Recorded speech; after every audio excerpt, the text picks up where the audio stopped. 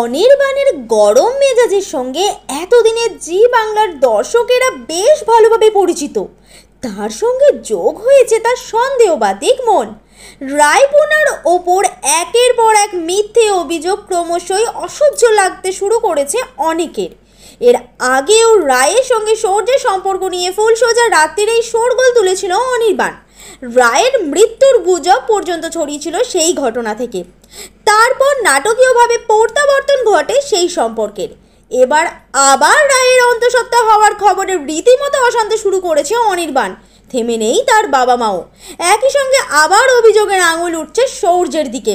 রায় কি পারবে নিজেকে আর একবার নির্দোষ প্রমাণ করতে, নাকি অনির্বাণ এবং রায়ের বিচ্ছেদেই হয়ে যাবে শেষ পর্যন্ত? রায় কি আত্মহত্যার পথ বেছে নেবে? এইবার কি প্রিয় বন্ধু স্রোত ভুল বুঝবে রায়কে?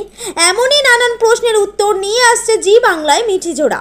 টেলি সিরিয়ালের অন্দরমহলের হাঁড়ির খবর সাত তাড়াতাড়ি আপনাদের কাছে পৌঁছে দিতে বদ্ধপরিকর টাইমলাইন ক্রিয়েশন। আপনারা কি চান রায় আরেকবার ক্ষমা করে দিক অনির্বাণকে?